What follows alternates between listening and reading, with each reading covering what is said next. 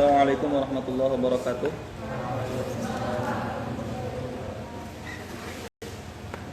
Ila hadratin Nabil Mustafa Muhammadin sallallahu alaihi wasallam wa ila hadrati muallifi Nazmi Sulamil Munawwarah Al-Syeikh Abdurrahman Al-Asbari wa ila hadrati muallifi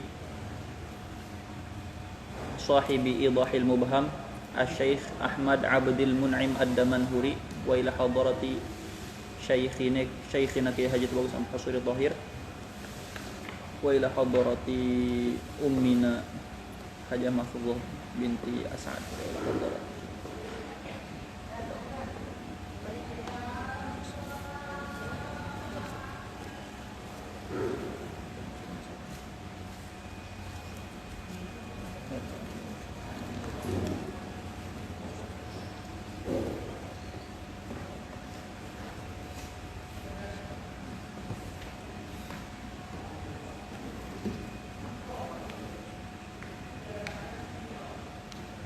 إلى حضرة الشيخ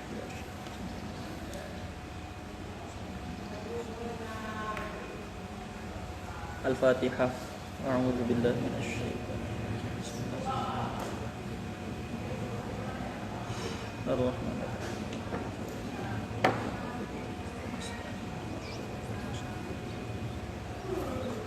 صراط الله.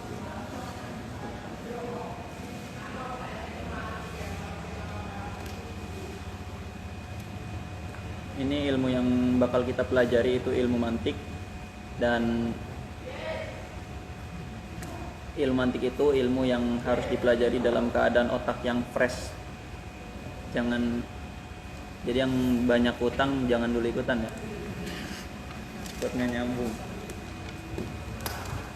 Ada kaidah, nah ini sengaja direkam ya karena takut ada yang ketinggalan.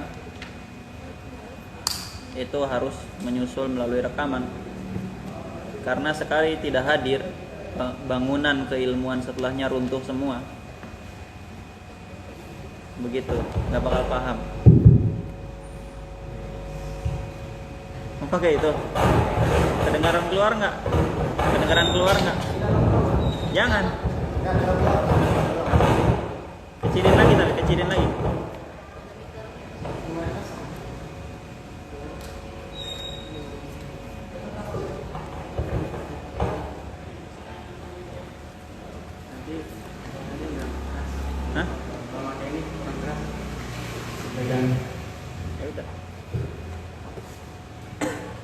Emang gak kedengeran suara saya?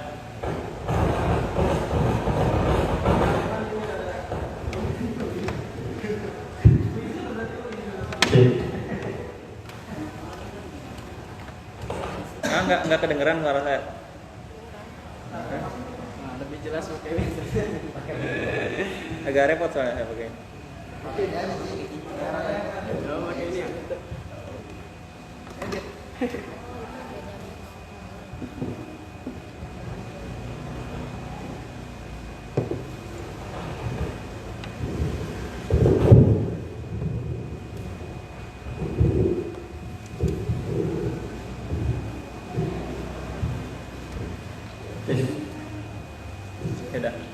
Ini ya, ada kaidah yang disebutkan ulama, bunyinya la budda likulli syari'in fi kathratin min tasawwuriha bi wahdatin ma.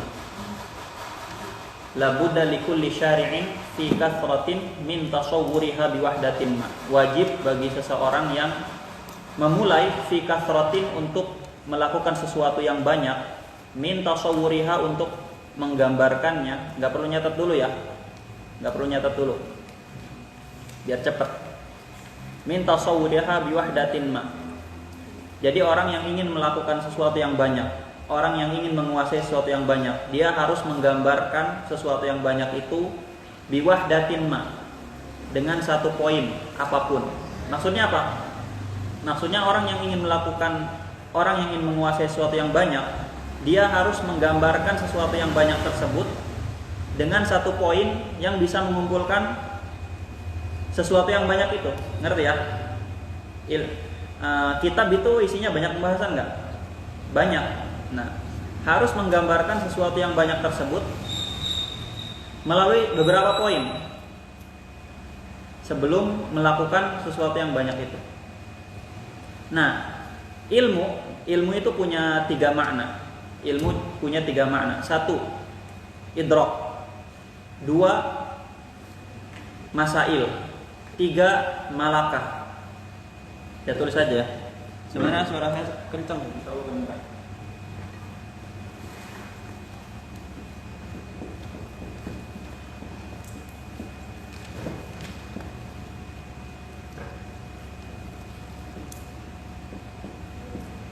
Ilmu itu punya 3 makna. 1, idrok. Apa itu idrok? Misalkan kita melihat gelas dalam air. Itu kan ada gambaran di luar gelas dalam air. Masukkan ke otak kita. Masukkan ke otak. Itu namanya idrok. Idrok itu penalaran. Atau bahasa Arabnya husulu surati syai'i fi dhihni. Munculnya gambaran sesuatu dalam otak, ya kan? Kalian melihat saya berdiri di sini. Ini ada faktanya saya berdiri di sini. Tapi nanti kalian pulang ke kamar, kalian bilang ke orang lain, tadi Mang Yusuf ngajar di kelas. Itu kan berarti gambaran saya ngajar di sini hadir dalam otak kalian, jadi informasi di otak kan? Itu namanya idrok. Jadi ketika gambaran sesuatu tersimpan di otak, itu namanya idrok. Itu ilmu juga disebutnya.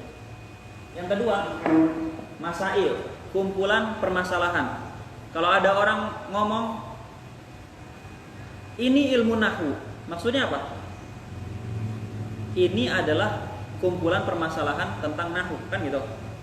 Ada orang bilang kitab ini membahas ilmu nahwu, maksudnya apa?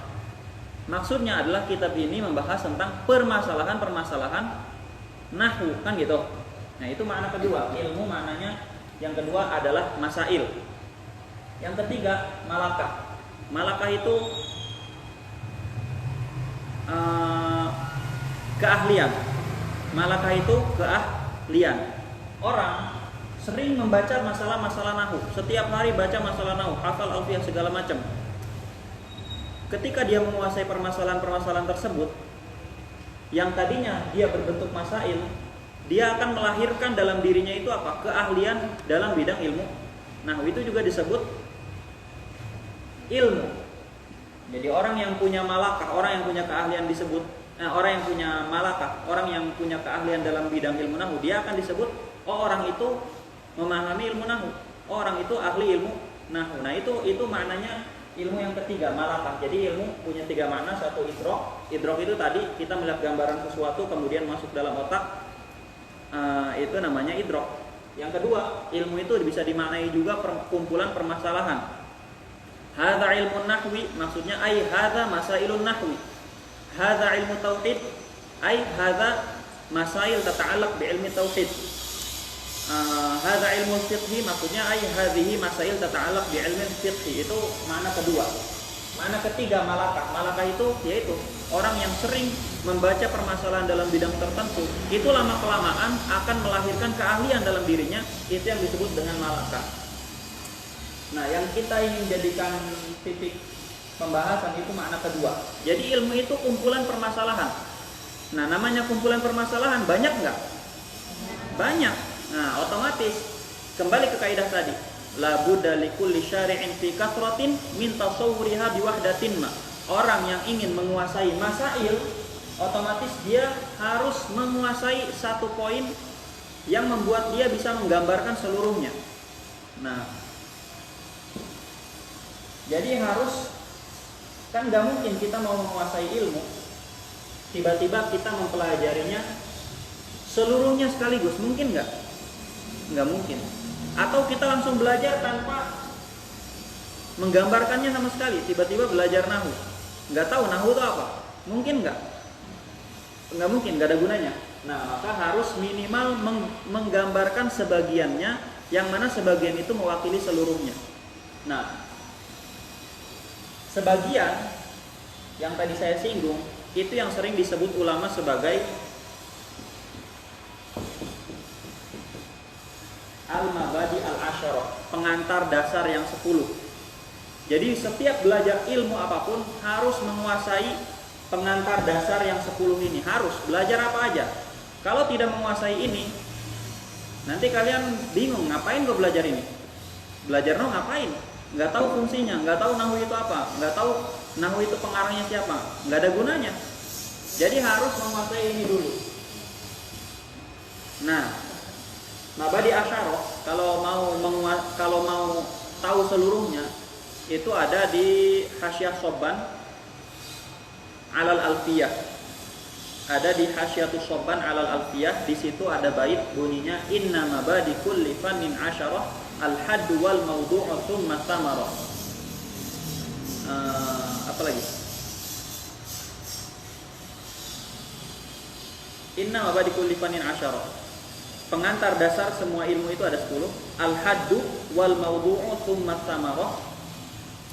Wa nisbatun wa fadluhu wal wadi'. Al-ismu listingdadu hukmu syar'i, itu saja.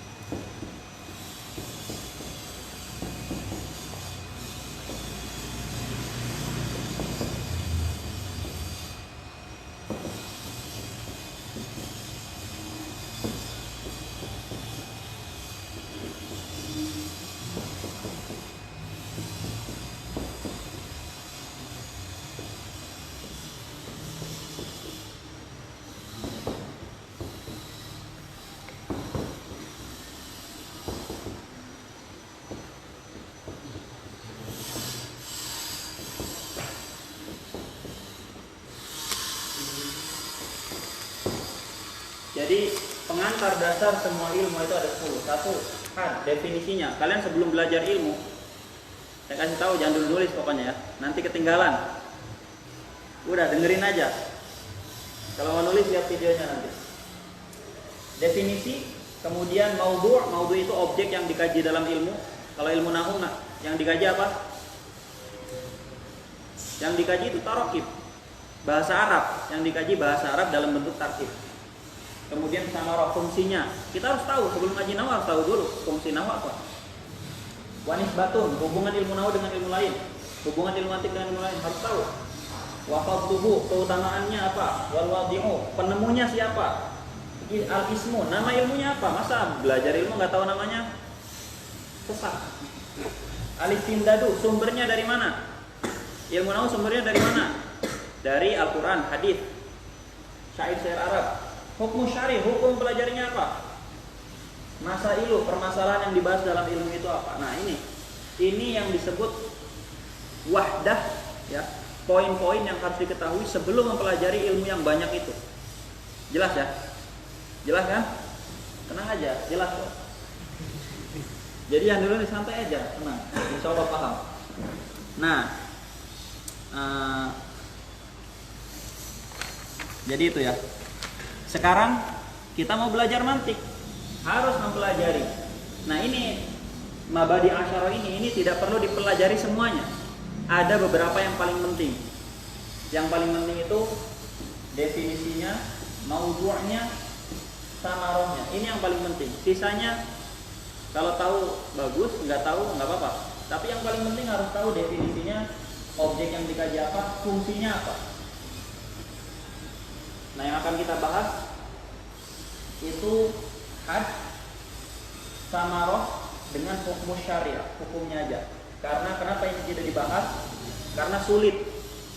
Orang belum belajar mantik tiba-tiba di subuhi objek kajian mantik itu sulit nanti. Jadi yang dipelajari ini dengan ini. Pertama had, definisi ilmu mantik.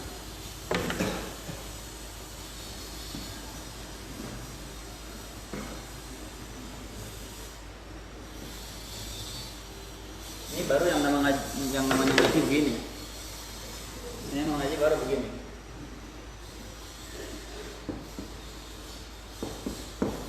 Definisi pasti ada secara bahasa, secara istilah. Secara bahasa itu mantik tuh dalam kamus-kamus Arab tuh apa sih? Gitu ya. Kalau istilah mantik yang dimaksud di ilmu mantik itu apa sih? Gitu. Mantik yang sedang kita bahas itu maksudnya apa sih? Kadang-kadang beda. Secara bahasa, lafaz mantik itu ada dua kemungkinan. Yang pertama dia masdar mimi. Kan mantik masdar mimi bukan? Masdar mimi bukan?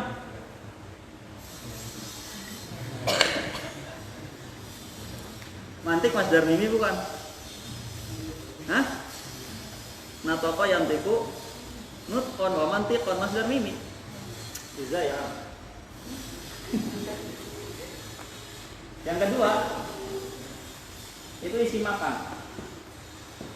Jadi mantik secara bahasa, lafaz mantik secara bahasa itu bisa masdar mimi, bisa isi makan. Kalau dia sebagai masdar mimi punya dua makna. Pertama adalah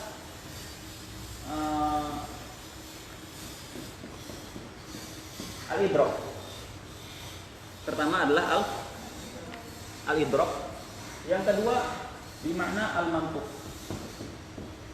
Jadi lafaz mantik itu bisa maknanya idrok. Mantik itu adalah husulu surati syai'i fi dhihni. Munculnya gambaran sesuatu di otak kita itu bisa disebut mantik secara bahasa Arab. Gitu ya. Yang kedua bisa maknanya mantuk. Jadi lafaz mantik bisa maknanya mantuk, sesuatu yang diucapkan. Sesuatu yang diucapkan. Kalau sebagai isi makan, mantik itu artinya al-quwwatul aqilah. Ini semuanya mantik secara bahasa. Apa itu al-quwwatul aqilah? Tadi kan udah saya jelaskan, kita melihat gambaran sesuatu itu ke-save di otak. Ya, yang meng-save, yang menyimpan itu namanya al-quwwatul aqilah, potensi akal. Itu yang menyimpan gambaran-gambaran dan ilmu pengetahuan yang kita baca di buku-buku, tersimpannya di situ. Namanya al-quwwatul aqilah. Ini semuanya disebut mantik secara bahasa. Jadi dia mustarak.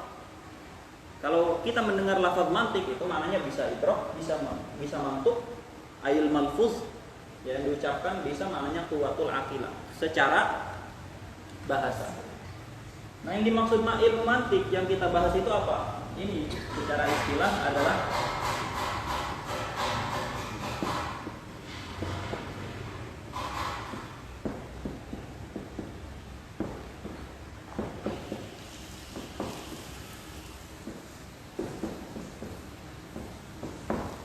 ilmun ta'simu mura'atuhu az-zihna 'anil khata'i fil fikri. Ilmu yang kalau ilmu tersebut dipelihara, maka akan ta'simu, menjaga az-zihna, pikiran kita atau otak kita 'anil khata'i, dari kesalahan fil fikri, dalam berpikir. Tadi udah saya singgung, maksud ilmu di sini apa? Dalam konteks ini masail. Ya. Jadi kumpulan permasalahan yang kalau dia dipelihara, dijaga, maka akan ta'simu, akan menjaga otak kita dari kesalahan berpikir. Jelas ya, itu ilmu mantik. Kita harus paham dulu per kalimat. Tadi sudah bahas ilmu itu masail. Ta'simu jelas, mura'ah jelas. Fikir, apa itu berpikir? Berpikir itu apa? Cik atau mikir. Apa itu mikir? Berpikir itu adalah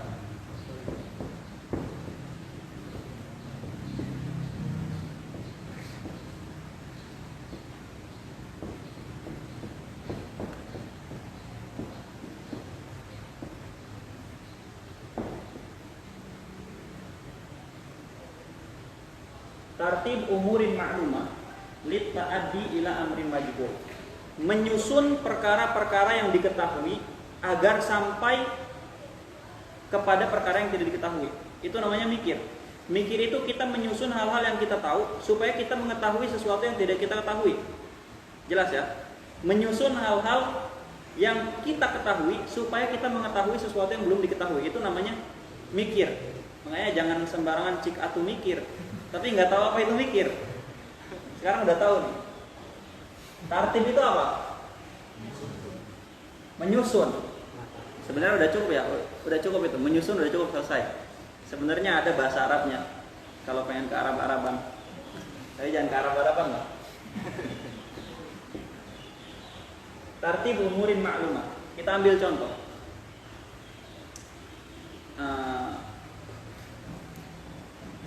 Sebelum ke situ ya. Sebelum ke situ, pokoknya konsentrasi. Pikiran itu ini kan amrin majhul ya. Amrin majhul. Menyusun sesuatu yang kita ketahui supaya sampai kepada sesuatu yang tidak diketahui. Nah, biasanya kesimpulan berpikir itu cuma dua. Yang pertama tasawur, yang kedua tasdik. Tasawur itu misalkan apa itu penghapus? Penghapus itu adalah begini, itu tasawur. Jadi cuma ingin mengetahui ini tuh apa sih? Itu tasawur ya, jelas ya. Buku itu apa sih? Itu kesimpulannya namanya tasawur. Kalau tasdik itu ada penghukuman. Misalkan penghapus ini bagus, itu namanya tasdik. Ada hukum di situ, ada penghukuman. Ustadznya ganteng, itu namanya tasdik. Kenapa?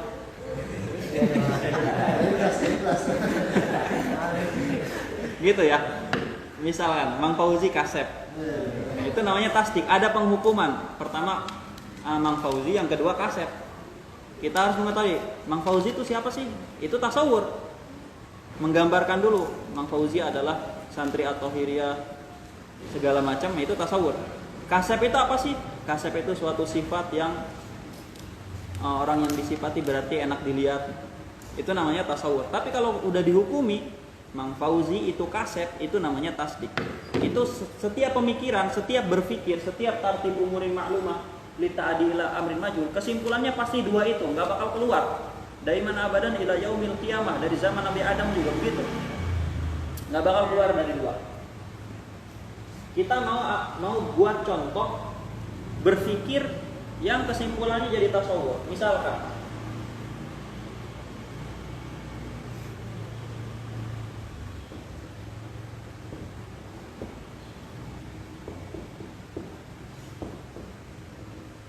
al insanu hayawanun natik. Misalkan kita nggak tahu manusia itu apa sih? Apa manusia? Nggak tahu kan? Berarti manusia itu amrun majhul. Atau apa itu penghapus? Nggak tahu kan? Apa ya? Penghapus itu apa ya? Nah, berarti itu amrun majhulnya, sesuatu yang tidak diketahuinya. Kalau saya nanya, apa itu insan? Manusia itu apa? Belum tahu ceritanya ya, emang ada di sini. Ceritanya belum tahu. Manusia itu apa ya? Nggak tahu. Nah, berarti manusia ketika itu jadi amrun majhul, sesuatu yang sedang tidak diketahui. Kita pengen tahu nih insan itu apa. Akhirnya kita menyusun sesuatu yang kita tahu. Manusia itu pertama dia makhluk hidup, benar nggak? Hayawan itu makhluk hidup artinya, makhluk hidup. Apa ya bedanya manusia dengan makhluk hidup yang lain? Oh, manusia itu berpikir. Akhirnya kita tambahkan natik. Nah, ini kita menyusun amrun ma'lum. Kita menyusun umurun ma'lumah, perkara-perkara yang kita tahu. Kita tahu manusia itu makhluk hidup dan kita tahu dia itu berpikir. Dua-duanya kita tahu. Nah, ketika kita menyusun ini, kita sampai kepada amrun majhul, sesuatu yang belum kita ketahui. Apa itu? Hakikat manusia. Oh, ternyata hakikat manusia dia itu adalah makhluk hidup yang berpikir. Jangan artikan hayawan di ilmu mantik sebagai hewan. Jangan. Makhluk hidup, bukan hewan. Mau saya disebut hewan. Contoh kedua, tasdik. Kita pengen tahu nih, alam semesta itu berawal dari ketiadaan apa bukan? Jadi alam semesta ini dulunya udah ada apa dulunya nggak ada jadi ada? Tahu nggak sekarang nih? Sekarang kita tahu nggak kira-kira alam semesta itu dulunya ada apa enggak? Sekarang tahu enggak? Ceritanya nggak tahu. Nggak tahu kan? Belum tahu dalilnya kan? Nah, kita pengen tahu alam semesta ini dulunya ada apa enggak, atau dari dulu sudah ada. Akhirnya kita menyusun umurun ma'lumah. Kita menyusun hal-hal yang kita ketahui. Kita lihat sehari-hari alam semesta itu selalu berubah. Benar nggak? Selalu berubah. Termasuk Mang Fauzi alam semesta, termasuk dalam alam semesta. Berubah-ubah. Tadinya nggak ada, jadi bayi, beranjak besar, tua, meninggal, menjadi tanah. Terus berubah-ubah, bener nggak? Berarti kita tahu al-alamu mutaghayyir. Alam itu selalu berubah-ubah, bener nggak? HP tadinya bukan HP, tadinya kumpulan besi, ada kaca segala terpisah, tersusun jadi HP. Nanti berubah lagi, rusak. Selalu berubah alam semesta itu. Berarti kita tahu nih al-alam mutaghayyir. Kalau kita perhatikan segala sesuatu yang berubah tadinya nggak ada, benar nggak? Saya ini berubah-ubah, tadinya saya ada nggak? Nggak ada. Oh, ternyata segala sesuatu yang berubah-ubah itu tadinya nggak ada. Kita simpulkan, kullu mutaghayyir hadits. Sesuatu yang berubah-ubah pasti dia berawal dari ketiadaan. Itu hadits itu artinya berawal dari ketiadaan, sesuatu yang baru, tadinya nggak ada. Setelah diperhatikan ternyata segala sesuatu yang berubah-ubah itu berawal dari ketiadaan. Ya udah, alam ini berubah-ubah, semua yang berubah-ubah ternyata berawal dari ketiadaan. Konsekuensinya apa? Tidak bisa ditolak, tidak bisa dibantah bahwa alam itu hadis, alam itu sesuatu yang baru, sesuatu yang berawal dari ketiadaan. Ini contoh apa itu fikrun? Apa itu berpikir? Tartib umurin ma'lumah li ta'dil amrin majhul. Jelas kan ya? Paham dengan baik kan? Ya, makanya tenang aja, jangan galau. Insyaallah paham. Nah, kita sudah paham definisi mantik secara istilah. Udah paham kan?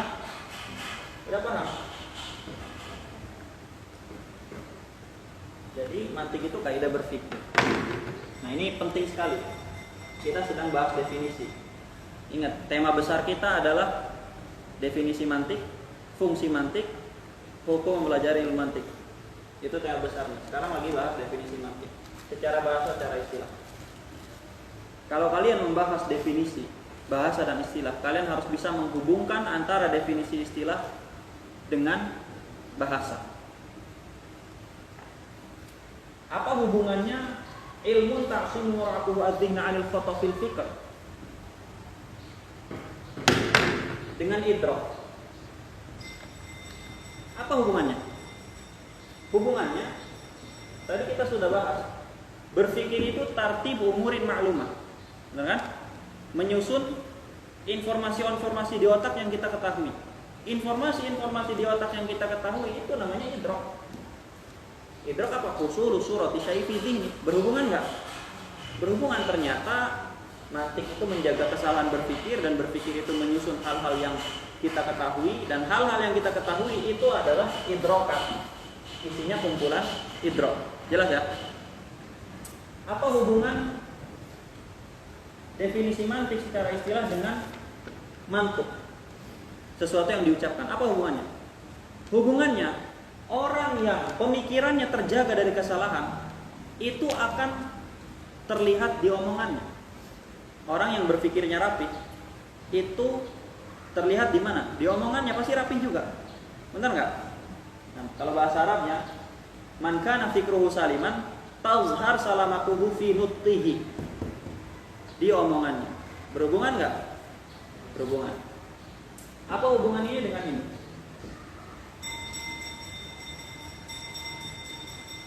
Mantik itu ilmu ta'sim wara'atuhu 'anil khata'i fil fikri.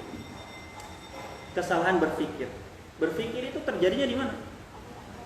Di kuwah akilah. Jadi kita sudah paham hubungan definisi istilah dengan bahasa. Jelas kan? Nggak ada yang nggak ngerti kan? Nggak ada lah. Nah, baik ngerti.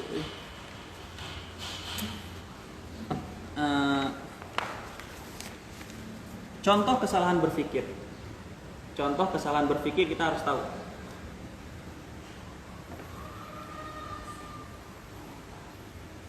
Ini supaya tahu fungsi ilmu mantik diantaranya apa. Mantik kan menjaga dari kesalahan berpikir. Kita harus tahu contoh kesalahan berpikir.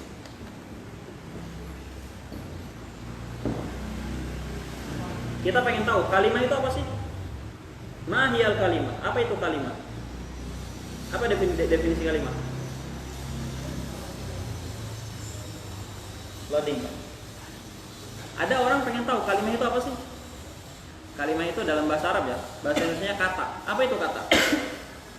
Kemudian dia bilang al kalimatu lafzun dalun ala ma'na. Kalimat itu lafaz yang menunjukkan kepada makna. Benar nggak? Nggak benar. Kalau saya bilang Zaidun qaimun, lafzun bukan? Lafzun. Dalun ala ma'na bukan? Dalun ala ma'na menunjukkan makna. Tapi apakah ini kalimat? Bukan, ini kalam. Berarti ini kesalahan berpikir.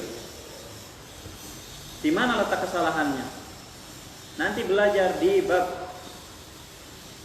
bab ta'rif yang akan kita bahas, belajar bahwa definisi itu harus yang namanya mani', harus mencegah sesuatu yang tidak masuk dalam definisi supaya dia tidak masuk dalam definisi. Ini definisi ini tidak mani', tidak mencegah hal-hal di luar definisi karena dia mencakup kalam. Sedangkan kalam itu bukan kalimat, maka dia tidak mani'. Itu diantara contoh kesalahan berpikir. Ini yang bentuknya tasawwur, yang bentuknya tasdik. Ada, kita pengen tahu apa itu alam? Apa itu alam?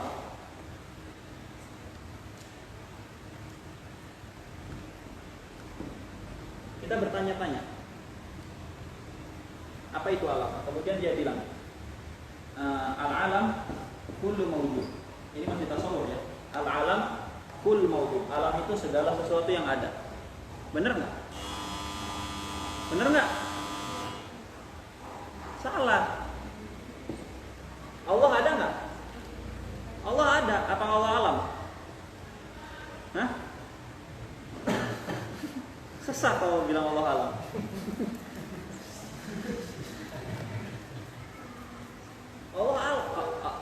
Allah juga ada, tapi Allah bukan alam. Maka ini juga termasuk definisi yang salah. Ini termasuk kesalahan berpikir. Kenapa? Karena tidak mani', karena dia mencakup Allah. Padahal Allah bukan alam. Jadi kalau bikin definisi, kalau bisa jangan sampai hal-hal di luar definisi masuk. Itu diantara kesalahan berpikir dalam tasawwur. Dalam tasdiqah,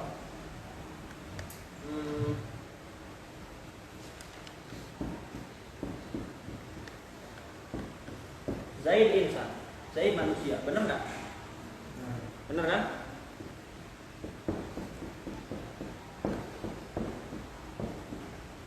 Ba'dul insan katib, sebagian manusia bisa nulis, benar nggak?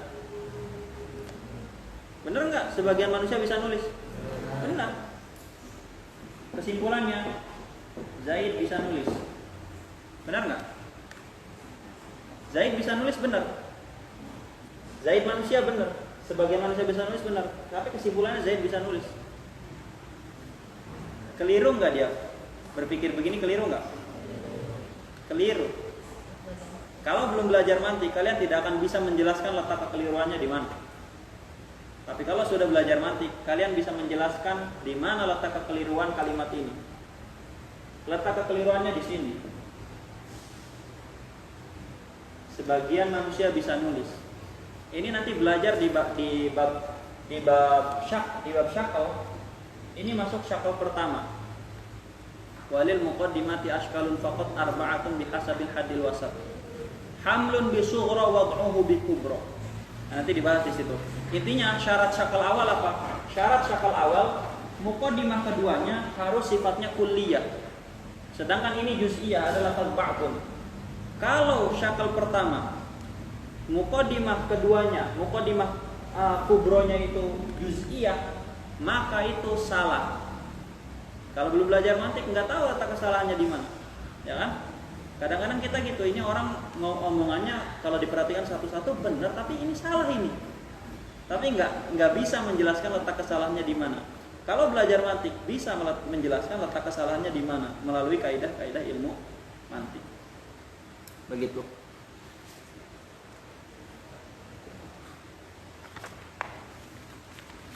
Apa fungsi mempelajari ilmu mantik? Kalau udah sampai sini pasti paham fungsi mempelajari ilmu mantik apa? Menjaga pemikiran dari kesalahan berpikir. Itu fungsi mempelajari. Berarti udah dua tuh. Definisi sudah tahu, fungsi belajarnya sudah tahu. Kemudian hukum mempelajari ilmu mantik. Hukum mempelajari ilmu mantik. Nanti kita pelajari di baitnya ya. Kita baca dulu. Bismillahirrahmanirrahim. Alhamdulillahilladzi qad akhraja nataijal fikri li arbabil hijab. Alhamdulillahilladzi, alhamdu utawi sakehe puji kang papat lillahi iku tetep kadue Allah. Alladzi qad akhraja kang temen-temen wis ngetoaken sinten Allah. Nataijal fikri ing pirang-pirang hasil pemikiran.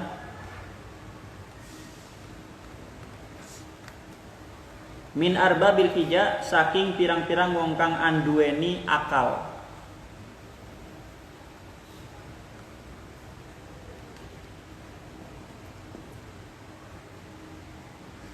Hatta badat lahum ya. Apa wahatta anhum min sama'il aqli kulla hijabin min sahabil jahli. Wahatta lan ngahapus sinten Allah anhum saking kabehan arbabul hija min sama'il aqli saking akal kang kaya langit. Min sama'il aqli saking akal kang kaya langit. Itu nanti belajar balaghah masuk dalam tasbih baligh. Masuk dalam tasbih balik. Tasbihnya udah balik. Wa hatta anhu min sama'il aqli kulla hijabin ing saban-saban aling-aling min sahabil jahli saking kebodohan kang kaya awan. Saking kebodohan kang kaya awan. Sama tasbih balik.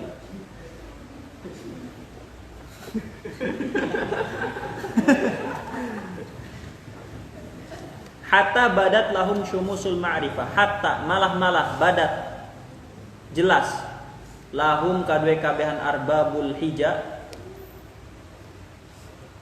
syumusul ma'rifah opo pengetahuan kang kaya serngenge. Kalau orang Sunda jangan dibalik ya. Serngenge nanti serarange. Hatta badat lahum syumusul ma'rifah, sehingga ne jelas lahum kadwe kabehan arbabul hija syumusul ma'rifah opo pengetahuan kang kaya pirang-pirang srengenge. Ro'au kang ningali sapa kabehan arbabul hija mukhaddaratiha ing sakehe kang den tutupine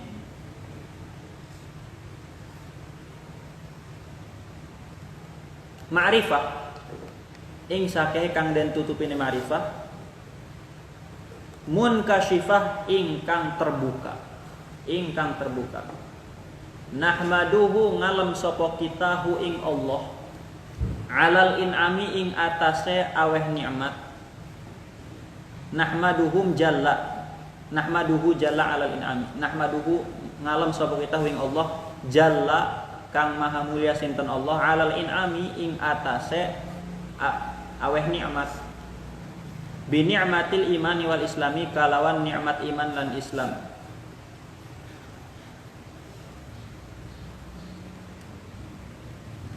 Wa khassana bi khairi man qad ursila. Kalau ada yang kelewat bilang ya. wa khassana bi khairi man qad ursila lan wis ngakhususaken sinten Allah na ing kita bi khairi man qad ursila kalawan sebecik-becike wong kang wis den utus ya siman. Di sini man khossona. Man khossona. Ya man khassana ya, man khassana bi khairi man qad ursila. Man rupane zat khoso kang ngakhususaken ya siman na ing kita bi khairi man qad ursila kalawan becik-becike wong kang wis den utus ya siman. Wa khairi man hazal maqamatil ula lan paling becik-becike uang kang ngaliputi yasiman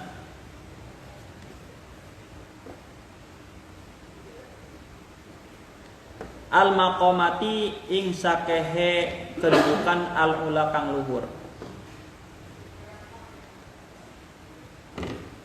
Muhammadin rupane Kangjeng Nabi Muhammad sayyidi kulli muktafa rupane tuane saban-saban wong kang den tutburi. Wong kang den tutburi. Jadi Nabi Muhammad itu tuannya semua orang yang diikuti.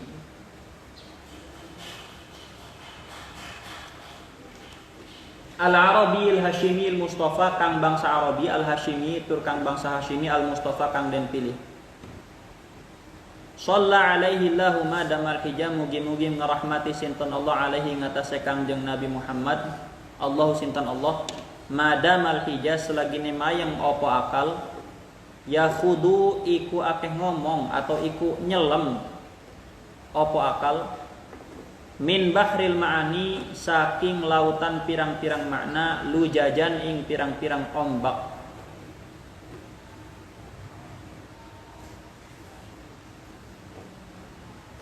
Terusnya apa? Wa alihi wa sahbihi dzawil huda wa alihi lan keluargane Nabi wa sahbihi lan sahabate Nabi dzawil huda kang anduweni pituduh man rupane wong syubihu kang den serupaaken yasiman bi anjumin kalon pirang-pirang bintang filih tidak ing dalem oleh pituduh. Ada sebuah hadis ashabikan nujum bi ayyihi muqtadaitum ihtadaitum.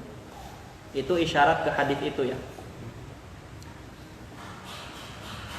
Wa ba'du lan anapun ing dalam seuwise. Fal mantiku mangka utawi mantik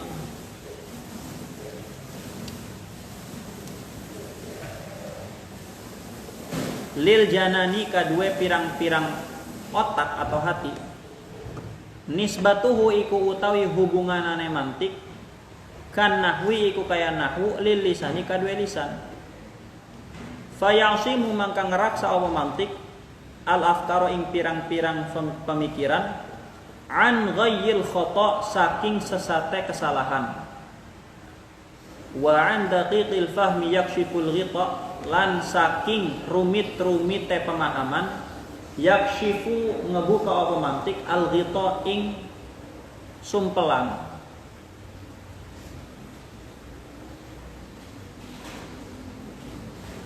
Nah, di situ dijelaskan wa ba'du fal jadi mantik itu mantik bagi otak kita, bagi pikiran kita itu sama seperti nahwu bagi lidah kita. Nahwu menjaga lidah dari kesalahan ucapan, mantik menjaga otak dari kesalahan berpikir. Fa yasimul afkaru an ghayyil khata wa an daqiqi fahmi yakshiful ghita tadi sudah kita bahas. Bagaimana mantik itu menjaga pemikiran dari kesalahan. Terusnya apa? Fahaka min usulihi qawaidah fahaka ay fakhud mangka ngaratlah sira min usulihi saking pirang-pirang kaidah mantik min setengah saking ya min usulihi setengah saking pirang-pirang kaidah mantik qawaidah ing pirang-pirang kaidah tajma'u hale ngumpulaken apa kang ngumpulaken apa qawaid min fununihi saking pirang-pirang cabang mantik fawaidah ing pirang-pirang faidah. Nah, untuk memahami bait itu ya, fahaka min usulihi qawaidah. Kalian fokusnya dari kalimat wa ba'du dan seterusnya. Yang tadi muqaddimah, kalau metode guru saya tidak pernah bahas muqaddimah. Karena mencakup berbagai macam ilmu muqaddimah itu biasanya. Gitu ya. Fahaka min usulihi qawaidah. Itu asal kalimatnya begini. sudah dirubah maknanya ya.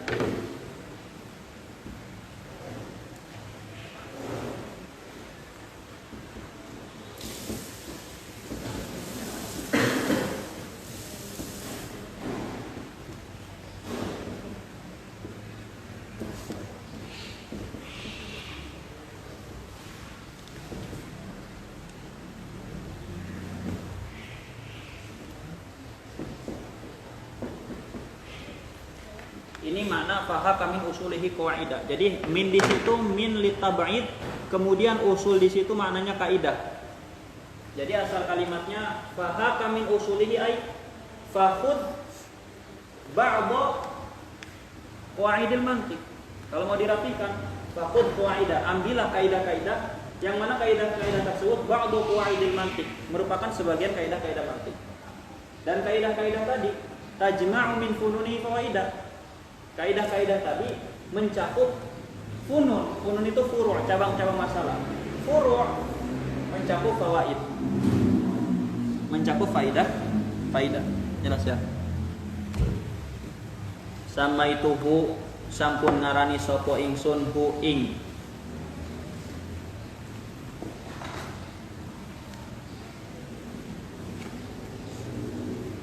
Ing apa itu? Sama itu hu sampun ngarani sapa ingsun hu ing kitab Bisulamil Munawwaraqi kalawan kitab Sulam al Munawwaraq, artinya tangga yang dihiasi. Sebetulnya lafaz munawwaraq itu kurang fasih. Yang fasih itu murawnak. Ra-nya didahulukan. Tapi di sini musannif menggunakan kalimat munawwaraq. Yang lebih afdal murawnak. Samaituhu bisulamil munawwaraqi yurqa bihi sama'u ilmil mantiqi, kang bakal den panek bihi kalawan sulam munawwaraq sama'u ilmil mantiqi apa langit-langite ilmu mantik.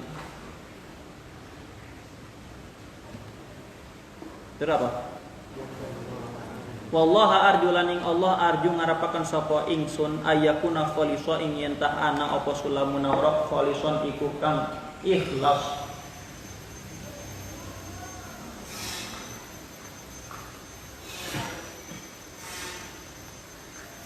Liwajhihil karimi kadwe ridone Allah al karimi kang mulya. Laisa qalisa kang ora ana apa ridho qalison iku kang kurang. Qalison aina qison. Wa yakuna nafi'an lil mubtadi lan yentah ana apa sulamun awraq nafi'an iku kang bermanfaat lil mubtadi kadue mubtadi orang yang baru belajar mantik. Bihi ilal muqawwalati yahtadi kang kalawan sulamun awraq ilal muqawwalati maring kitab-kitab kang den dawa-dawaken yahtadi bakal oleh pituduh sapa mubtadi. Ya tadi bakal oleh dituduh sapa mubtadi. Nah ini sesuatu yang luar biasa ya. Kalau kita perhatikan di situ penulis Sulamun Munawwaraq berdoa kepada Allah agar kitab Sulamun Munawwaraq ini murni hanya mencari ridha Allah dan agar dia menjadi penolong bagi orang-orang yang baru belajar mantik supaya bisa menguasai ilmu mantik sehingga dia bisa membaca kitab-kitab panjang dalam ilmu mantik. Diijabah nggak doa beliau? Diijabah nggak? Diijabah, terbukti, bener nggak? Sekarang setiap orang belajar mantik tidak akan mungkin dia tidak membaca Sulamun Munawwaraq. Nah, pengarang mantik Syekh Abdurrahman Al-Akhdari itu terkenal waliullah. Mazhabnya Maliki, terkenal waliullah. Dan terbukti doanya diijabah. Nazomannya dihafal. Nanti di penutup kalian bakal lebih kaget lagi. Tapi nanti aja kagetnya di penutup ya. Kalau baca penutup itu bakal shock. Nah, faslun fi jawazil isyghali bihi. Tadi kita sudah membahas apa itu mantik, apa itu fungsi belajar mantik. Sekarang kita bahas hukum mempelajari ilmu mantik. Sebelum ke situ, kita harus paham kenapa ada pembahasan hukum mempelajari ilmu mantik dan konteks masalahnya di mana. Mantik ada dua. Mantik ada dua. Pertama, mantik yang murni dari filsafat. Mantik yang murni dari filsafat. Isinya hanya kaidah berpikir murni. Ada mantik yang tercampur filsafat seperti kitab Tawali' Imam Al-Baydawi. Ada mantik yang tercampur dengan filsafat. Yang dijelaskan di pasal fi jawazil isyghali itu mantik yang tercampur filsafat. Adapun mantik yang tidak tercampur filsafat tidak ada khilaf. Tidak ada khilaf. Atau lebih tepatnya tidak ada ulama yang ucapannya dipertimbangkan kemudian mengharamkan mantik, nggak ada yang bersih dari filsafat ya, kecuali ulama Wahabi. Kalau ulama Wahabi ya mengharamkan mantik, mengharamkan mantik, dan saya nggak paham itu kenapa ya diharamkan, nggak masuk akal. Nanti kalau udah selesai belajar mantik nanti nggak masuk akal banget kok ini diharamin. Aduh, aing lah gitu ya.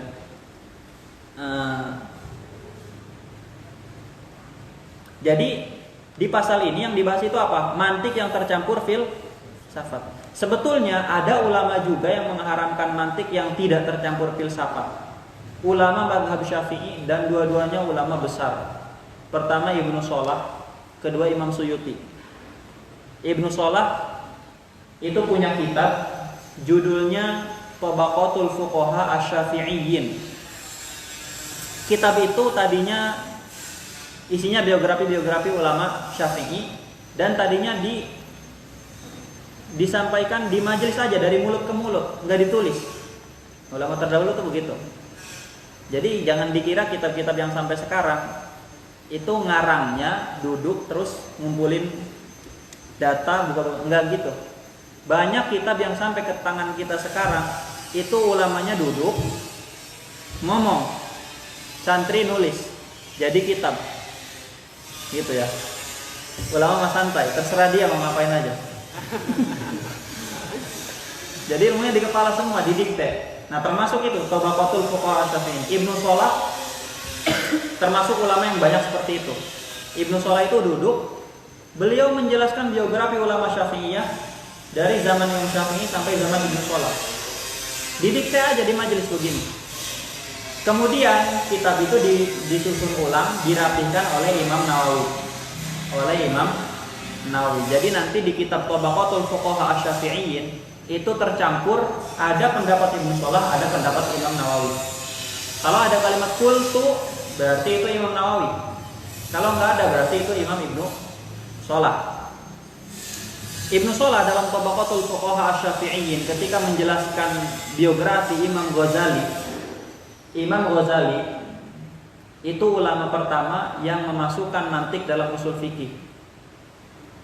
Ya, nanti kalau baca kitab Imam Ghazali judulnya Al-Mustasfa fi Ilmi Usul. Kalau baca kitab itu sebelum membahas usul fikih, Imam Ghazali itu ngebahas mantik dulu. Baru bahas usul fikih. Jadi ulama pertama yang memasukkan mantik dalam usul fikih siapa? Imam Ghazali. Setelah itu semua ulama ngikutin. Nah, Ibnu Shalah itu menyalahkan Imam Ghazali. Kenapa bisa? Kalau sering ngedengar ya, man la ma'rifatahu bi ilmil mantiq la yuthaqu bi ilmi, kata Imam Ghazali. Orang yang tidak belajar mantik, ilmunya jangan terlalu dipercaya. Itu adanya di situ, di kitab Mustasfa. Makanya sekarang kalau belajar usul fikih harus belajar mantik. Gara-gara siapa itu? Gara-gara Imam Ghazali. Kalau nggak ada Imam Ghazali harusnya gampang-gampang aja langsung belajar usul fikih kan. Tapi gara-gara dimasukkan oleh Imam Ghazali, jadi istilah-istilah mantik itu bertebaran di kitab usul fikih. Nggak bakal paham usul fikih tanpa belajar mantik. Kalau nggak paham usul fikih, nggak bakal paham fikih. Kalau nggak bakal paham fikih, nggak bisa berfatwa, nggak bisa ngisi majelis pengajian di kampung-kampung. Makanya tuh hati-hati ya. Kalau pengen paham fikih, paham usul fikih. Kalau pengen paham usul fikih, paham mantik. Makanya harus dipelajari. Kalau enggak pintar-pintar kalian. Seriusan. Jadi gitu ya. Pertama Ibnu Shalah, kedua Imam Suyuti. Imam Suyuti punya kitab judulnya Shaunul Mantiq wal Kalam an Fannayil Mantiq wal Kalam. Shaunul Mantiq wal Kalam an Ilmayil Mantiq wal Kalam, menjaga mantik, ucapan, wal kalam dan ucapan dari dua ilmu mantik dan ilmu kalam. Itu namanya kalau belajar balaghah namanya jinas tam, ilmu badi kalau belajar ya. Tapi nanti belajar, tenang aja. Nah, ini dua ulama ini mengharamkan mantik meskipun mantik itu tidak tercampur filsafat. Kata guru saya, Syekh Husam Ramadan, Ibnu Shalah mengharamkan mantik karena beliau tidak belajar mantik. Tidak tahu mantik itu seperti apa sehingga mengharamkan. Sama Imam Suyuti, kenapa bisa mengharamkan? Karena tidak mengetahui isi sesungguhnya ilmu mantik itu seperti apa, sehingga diharamkan. Kalau mereka belajar, nggak mungkin mengharamkan, nggak masuk akal banget yang diharamkan, nggak masuk akal. Orang yang dibahas begitu gitu kok haram, gimana ceritanya? Ya, nah itu ya dua. Kalau ulama sekarang, ya ulama Wahabi pasti mengharamkan. Gitu. Ada kitab judulnya Ar-Radd 'alal Mantiqiyyin, itu yang nulis ulama Wahabi, dia mengharamkan mantik. Adapun mantik yang tidak tercampur filsafat, mayoritas ulama atau bahkan seluruhnya, karena tadi Ibnu Shalah dengan Imam Suyuti tidak dipertimbangkan pendapatnya. Kenapa? Karena mereka nggak bisa mantik. Gitu. Jadi seluruh ulama itu mengatakan kalau mantiknya tidak tercampur filsafat, itu hukumnya bisa jadi fardu kifayah. Bisa jadi fardu kifayah. Kenapa? Karena kalau nggak belajar mantik, nggak paham usul fikih. Nggak paham usul fikih, nggak paham fikih. Nggak paham fikih, nggak bisa berfatwa. Nggak bisa jualan fatwa nanti. Gitu ya. Oke, sekarang kita mulai baca. Faslun fi jawazil isyghali bihi. Utawi iki iku sawiji fasal fi jawazil isyghali bihi, ing dalam menang katunggul bihi, hi-nya kembali ke ilmul mantiq al-masyub bi kalamil falasifah. Enggak ada di situ. Makanya penting ngaji sama orang yang udah ngaji supaya enggak salah-salah. Kalau nggak ngaji ke saya atau ke orang lain yang sudah belajar duluan, bisa jadi hi itu dikembalikan ke ilmu mantik secara umum. Padahal enggak, hadis itu kembali ke ilmul mantiq al-masyubi bi kalamil falasifah, ilmu mantik yang tercampur ucapan filosof. Wal khulfu lan utai perbutan fi jawazil isyghali, ing dalam menangkat tunggul bihi kalawan ilmu mantik al-masyubi kalamil falasifah.